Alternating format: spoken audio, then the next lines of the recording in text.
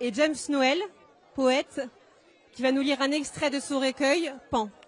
Merci.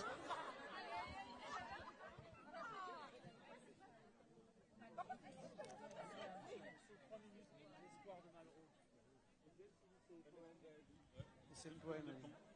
Allez-y. On y va direct ? On vous suit, on vous suit. Bonjour. Ça va ? Vous êtes en quelle classe ? Il y en a que j'ai connu.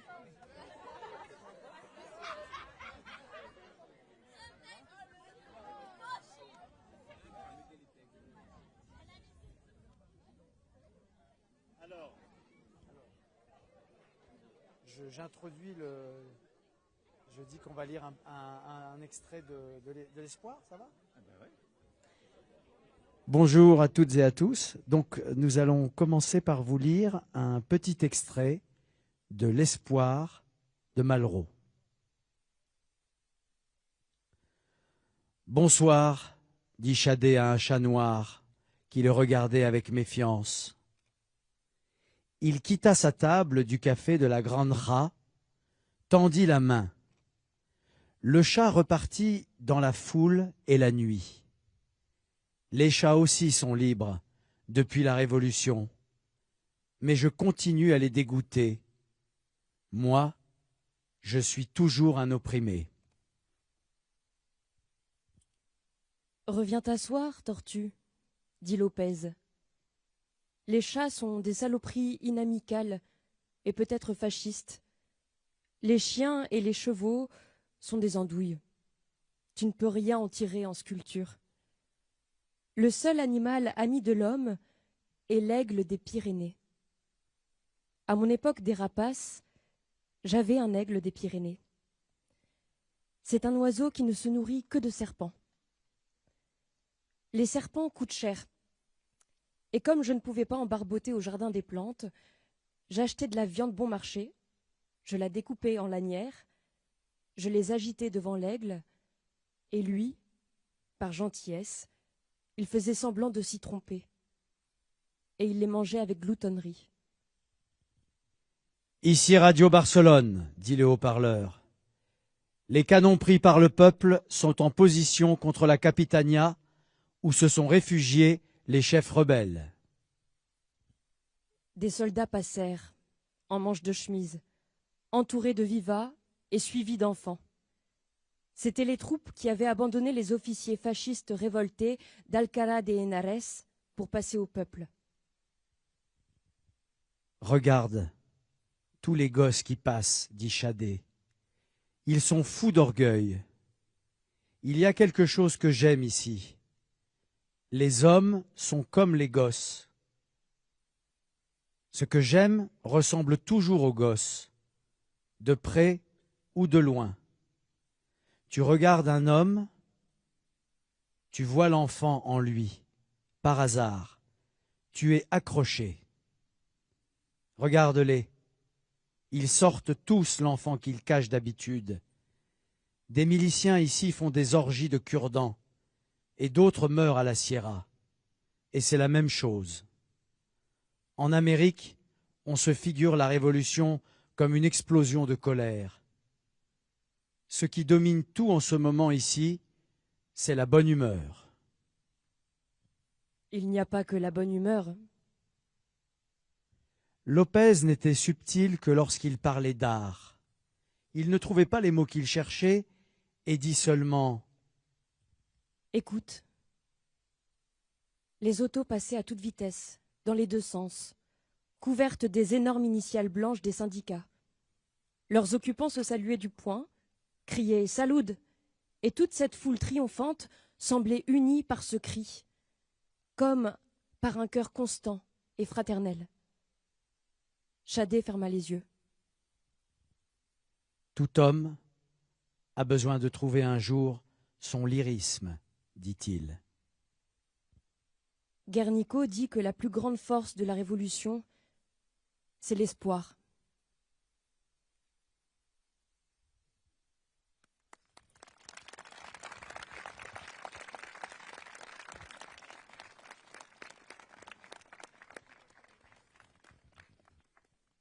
Je vais vous lire un extrait de mon recueil Pan. Les années passent. Quartier libre à l'enfance, quartier libre aux oiseaux, quartier libre au matin, au fou rire et aux pieds courant comme des frissons sur le fil des saisons. Quartier libre. Quartier libre à l'herbe qui chante et au vol bas d'une goutte d'eau. Celle qui ne demande pas pourquoi. Bateau et fleuve, les années passent.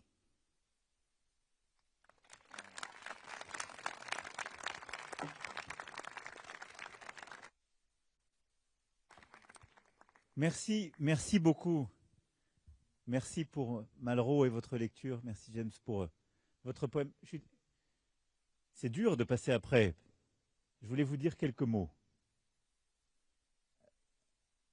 Et c'est assez beau de vous voir écouter les textes qui viennent d'être lus. Et je pense qu'avec tous les ministres, les élus de la République qui sont là, nos préfets, les recteurs, vos enseignants, ça dit quelque chose. Alors, je vais peut-être essayer de vous expliquer pourquoi on est là. Et au fond, on a beaucoup de difficultés dans les temps qui courent. Il y a la guerre dont vous entendez parler, les difficultés du monde, mais pour vivre tous ensemble, il y a deux choses qui semblent nous poser de plus en plus de problèmes, qui semblent faire d'ailleurs souffrir de plus en plus. C'est l'inattention et la solitude. Et c'est de plus en plus mesuré, dit, décrit. Chez les plus jeunes, les enfants, les adolescents, et je devrais dire sans doute chez les adultes aussi. On a un problème d'attention. Et on le voit de plus en plus, d'ailleurs on ne s'écoute plus. Dès qu'on a un débat de société, tous ceux qui sont engagés dans la vie citoyenne et publique le savent, tout de suite ça crie, ça tape dans tous les sens. On n'écoute plus presque les arguments des autres. Mais le problème qu'on a quand on regarde nos enfants, nos adolescents, c'est qu'à raison du temps qui passe sur les écrans, leur attention leur est volée. Il s'est passé quelque chose qu'on n'avait pas prévu, parce qu'on ne connaissait pas vraiment ces réseaux sociaux il y a 15 ans. Et on a laissé vos générations y rentrer un peu. C'était pas le même quartier libre que celui qui vient d'être évoqué. Il n'y avait pas de règles. Et donc, on vous a laissé un peu dans cette jungle. Et elle vous vole de l'attention. C'est-à-dire qu'on s'habitue de plus en plus à être sur un écran, à faire défiler des contenus très vite, des vidéos très courtes. Et on voit que c'est de plus en plus difficile même de regarder un film, de lire un livre, de se poser sur un texte, d'avoir la patience avec les autres. Problème d'attention. Et celui qui va avec, c'est qu'on a un problème de solitude. Il y a même des pays, comme le Japon, qui ont créé des ministères pour lutter contre la solitude. C'est un problème partout dans la société. On se sent seul. Et vos générations, de plus en plus, ça veut dire qu'il y a quelque chose qu'on n'arrive plus à se dire, qui ne passe plus. Et donc, pour répondre à ça, qu'est-ce qu'on doit faire? Et pourquoi on est là? D'abord, on est là dans cette cité internationale de la langue française. Alors, je sais qu'il y a des Picards ici, comme moi. Il y a des Parisiens, bon. Mais il faut vous imaginer qu'il y a 10 ans, ce château-là qui est derrière vous, il était en ruine totale. Il a été refait, il a été repensé, et on a collectivement inventé, avec des experts, des gens très savants, cette histoire de notre langue.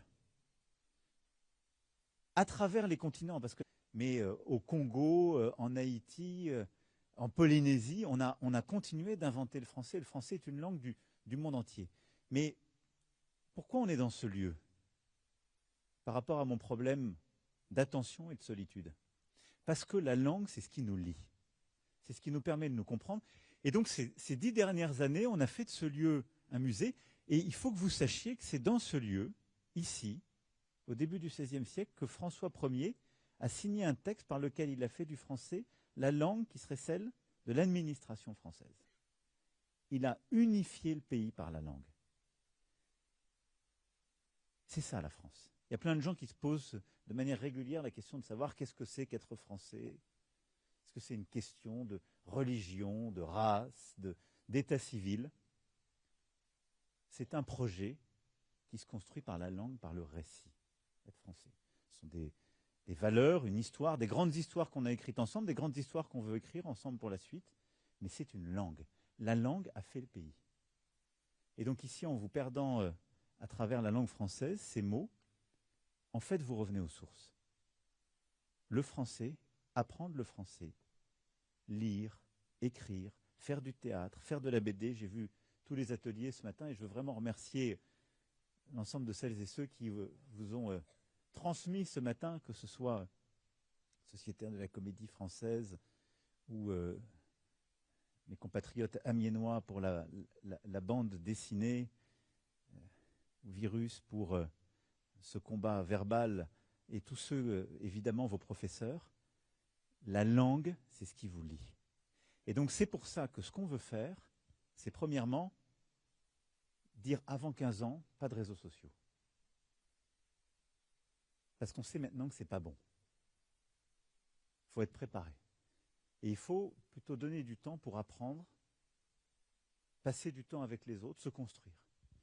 Ensuite, on voudrait qu'il y ait une fois par mois une journée sans connexion pour se réhabituer à et se montrer que c'est possible. Journée durant laquelle, justement, on va lire, échanger, écrire, faire de la bande dessinée, faire du théâtre, passer du temps avec les autres. Parce que c'est très important, parce que c'est justement ça qui permet de refixer son attention et de reconstruire des choses ensemble, comme ce que vous faites là, être ensemble, écouter un texte, être ensemble, écouter un discours, être ensemble, vous-même dire un texte, comme vous l'avez fait tout à l'heure. Et de la même manière, je voudrais que toutes les semaines, on retrouve ce rite à l'école, et ce seront vos enseignants qui vont le trouver, de lire, moins une demi-heure, une heure, et d'essayer de le faire à voix haute. Parce que la lecture à voix haute, c'est un exercice formidable qui permet de prendre confiance en soi, et évidemment le théâtre encore plus, de s'assurer qu'on comprend un texte. Je dis souvent, quand on lit un texte pour soi-même, parfois on passe, on oublie, on est fatigué. Dès qu'on lit à voix haute un texte, on comprend très vite si on comprend les mots ou pas. Ça s'entend au ton.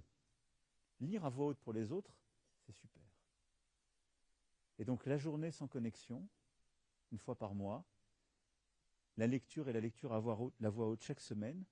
Et on veut continuer d'encourager vos enseignants, et les ministres y reviendront tout à l'heure et tout au long de la journée, à l'école, au collège, au lycée, de continuer ce travail de vous ouvrir aux livres, à la lecture, au théâtre, à cette transmission. Parce que c'est important pour vous, et parce que c'est important pour aussi faire des citoyennes et des citoyens, puisque c'est le français, notre langue, qui nous fonde. Je parle sous le contrôle d'éminents académiciens, et parce que vous savez, on est un pays aussi qui a créé l'Académie française, qui est l'une des plus vieilles institutions, pour vous montrer l'importance de la langue quand même. Tout est là, le socle. Et ces temps-là sont ceux, je le crois, qui vont vous permettre aussi de vous construire. Voilà ce que je voulais vous dire. Je ne veux pas être plus long, mais c'était très émouvant pour moi d'être à vos côtés ce matin, parce que j'ai vu l'attention et le soin que vous mettiez à dessiner de la bande dessinée tout à l'heure, à jouer une scène de l'école des femmes, ou à dire un texte que vous veniez de découvrir. Et vous avez fait attention les uns aux autres. Et c'est exactement ça, être une nation. C'est habiter des textes qu'on a en commun, vouloir en écrire d'autres pour nous, mais savoir s'écouter, respecter ceux qui les disent. Et ça a une immense valeur. Et à la fin, vous vous apercevez que chacun de ces textes vous fait sortir de votre solitude. Là où sur les réseaux sociaux, le chaos des messages ou des vidéos qui vont trop vite me renvoie à ma solitude et m'enferme, écouter un texte, lire un texte, c'est découvrir qu'il y a quelqu'un qui met des mots sur quelque chose que je ressentais, que je ne savais pas dire. Il n'y a rien qui peut me lier aussi fort. Comme d'ailleurs s'écouter, se respecter et avoir nos yeux qui se croisent. À cette seconde-là, je suis plus seul. Tu n'es plus seul. Et en écoutant ce poème, ou en écoutant Malraux, tu t'es aperçu que quelqu'un qui a écrit il y a des décennies ce texte, peut-être a dit des mots que tu avais déjà pensés. Face à l'inattention et la solitude, il y a la lecture, il y a les mots. Alors chérissez-les, apprenez-les et faites-en le meilleur usage possible. Mais on a besoin de ralentir un peu le rythme et de vous aider à devenir des adultes et surtout des citoyennes et des citoyens, c'est-à-dire des femmes et des hommes qui connaissent les mots, la langue qui a fait notre pays, qui savent les dire et qui savent écouter ceux qui les disent, ce qui est aussi important. Merci pour votre attention et merci à tous vos maîtres. Public et vive la France!